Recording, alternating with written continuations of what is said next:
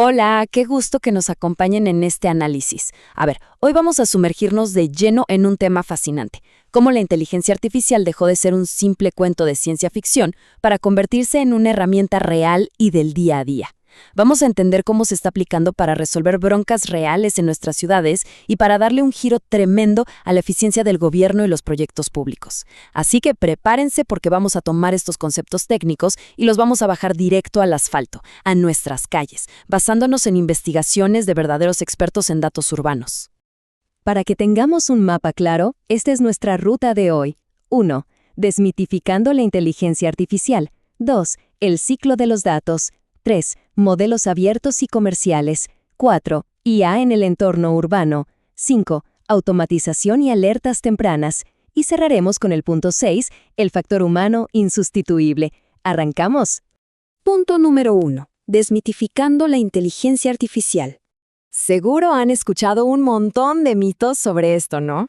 Bueno, para aterrizarlo y quitarle el misterio, los especialistas en datos urbanos, como el Dr. Roberto Zagal Flores, usan una analogía que da en el clavo. La inteligencia artificial es literalmente como el genio de la lámpara. Y ojo aquí, porque esto significa que no hay magia de por medio.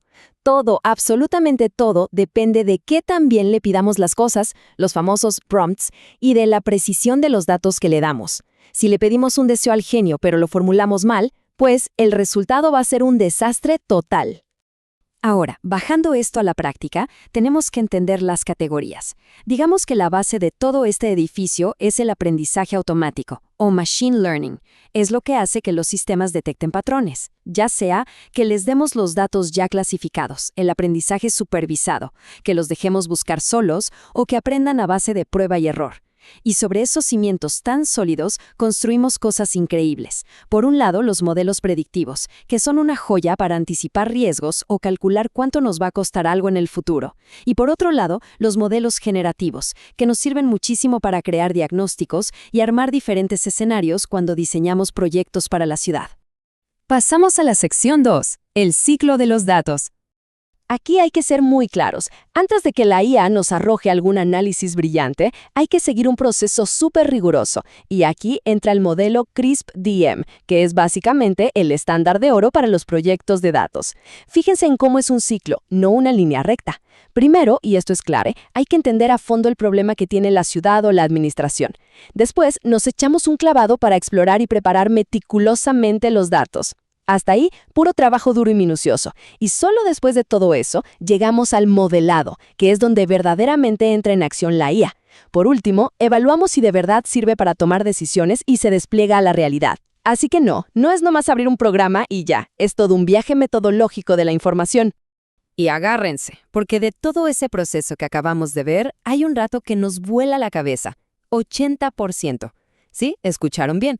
El 80% del tiempo y del enorme esfuerzo institucional en estos proyectos no se va en programar redes neuronales súper complejas, para nada. Se va completito en limpiar, organizar y preparar las bases de datos históricas. Es decir, si no tenemos un archivo de datos ordenado y confiable, la inteligencia artificial simplemente no arranca, se queda sin gasolina.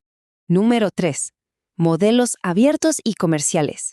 Llegamos a una encrucijada enorme para los gobiernos. ¿Qué modelo elegir para analizar miles y miles de documentos oficiales? Básicamente tenemos dos caminos en la mesa. Por un lado, están los modelos comerciales en la nube como GPT o Gemini. Son extremadamente fáciles de usar, ¿verdad? Es como pedir un servicio de transporte desde el celular, te subes, te lleva al destino y ni te preocupas por cambiarle el aceite al auto. Pero el gran detalle es que los datos salen de nuestro control local. Por el otro lado, tenemos los modelos abiertos. Estos sí exigen comprar servidores físicos y aprender a configurarlos, pero los dan algo absolutamente vital para el sector público: autonomía tecnológica total y privacidad absoluta. Imagínense lo crucial que es esto cuando estás manejando expedientes confidenciales de los ciudadanos. Vamos a la sección 4, IA en el entorno urbano. Bueno, dejemos la oficina un rato y salgamos a la calle. Aquí es donde los datos abstractos dejan de ser números en una pantalla y chocan directamente contra el asfalto, las banquetas y los espacios públicos. Hablamos de la inteligencia artificial urbana. Y no se trata de tener una computadora en un escritorio. Es integrar de manera profunda estos sistemas en la infraestructura misma de la ciudad para medirle el pulso diario a las calles. El objetivo final, súper claro: hacer que nuestra administración funcione mejor y elevar drásticamente la calidad de vida de las personas usando información que sea real y sostenible. Para que vean esto en acción y anclar estos conceptos técnicos, las investigaciones nos muestran casos de uso buenísimos. Por ejemplo, poner sensores a nivel de calle para monitorear la calidad del aire con una precisión impresionante. O escuchen esto: cruzar modelos de temperatura para mapear islas de calor en el asfalto y saber, con coordenadas exactas, dónde nos surge hacer un área verde o un parque de bolsillo.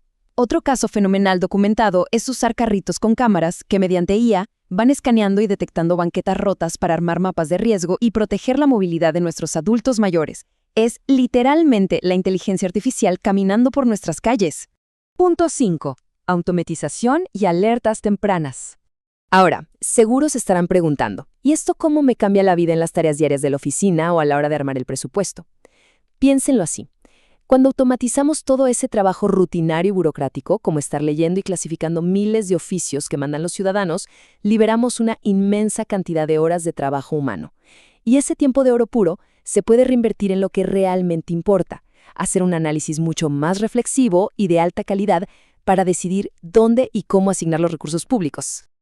Y agárrense, porque la IA no solo hace el papeleo más rápido, también puede ver a futuro y anticipar problemas. Y aquí hablamos de crear sistemas de alertas tempranas. Según los análisis, necesitamos 3 ingredientes indispensables: un dato numérico específico que mida el problema, coordenadas de tiempo y espacio súper precisas y variables temáticas claras. Si tenemos un sistema alimentado con esto y bien actualizado, ¡boom!, podemos detectar de inmediato, por decir algo, si de repente muchísima gente empieza a pedir ayuda de un programa social. Así, el equipo reacciona y ajusta las piezas antes de que los presupuestos se nos queden en ceros de forma imprevista. Y llegamos a nuestra última sección, la 6, el factor humano insustituible. A ver, todo esto que hemos platicado suena a maravilla tecnológica, claro, pero nos pone de frente a un debate verdaderamente crítico. ¿Podemos dejarle a la inteligencia artificial las decisiones éticas en la política pública? Es importante entender que sí, la tecnología puede ser una fiera para trazar rutas óptimas o hacer cálculos estadísticos avanzadísimos. Pero cuando se trata de decisiones que cambian el bienestar social y la vida de las personas, las máquinas no tienen ese criterio humano.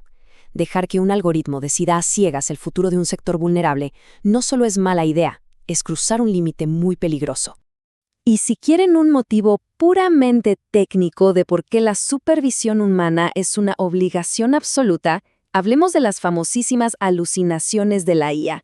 Como estos modelos de lenguaje en el fondo solo están calculando estadísticamente qué palabra suena mejor después de otra, a veces, literal, se inventan cosas. Te sacan referencias bibliográficas de la nada, falsean estadísticas o te dan asesorías legales que de plano no existen en las leyes del país. Y lo peor es que te lo dicen con una seguridad tremenda. Suenan súper convincentes, pero carecen de hechos comprobados. Por eso, toda respuesta tiene que pasar sí o sí por el filtro riguroso de una mente humana.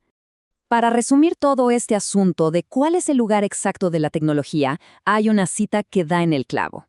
La IA es una herramienta súper sofisticada, pero la inteligencia ordenadora somos nosotros. Véanlo como un martillo de ultimísima generación. Sí, es potentísimo y clava rapidísimo, pero el martillo por sí solo no sabe cómo diseñar ni construir una casa. Ese juicio ético, ese conocimiento legal y esa comprensión del contexto social, siempre la ponemos nosotros. La máquina nos asiste, pero el cerebro que dirige la orquesta tiene que ser humano. Y con esto llegamos al final, dejándoles una reflexión para llevarnos a pensar mucho más allá de los datos y los algoritmos. A ver, si hoy la inteligencia artificial ya nos da el increíble poder técnico para mapear exactamente qué banquetas están rotas, para diagnosticar problemas urbanos con precisión y encontrar las islas de calor, el verdadero desafío es otro. ¿Cómo vamos a elegir nosotros, con nuestra inteligencia humana, usar toda esa información para reparar verdaderamente nuestra sociedad? Porque la IA es un excelente asistente sin duda, pero las decisiones valientes e indispensables siempre van a estar en nuestras manos. Muchísimas gracias por acompañarnos en este análisis. Ojalá esta información los invite a seguir explorando y aplicar estas herramientas con muchísima responsabilidad. Hasta la próxima.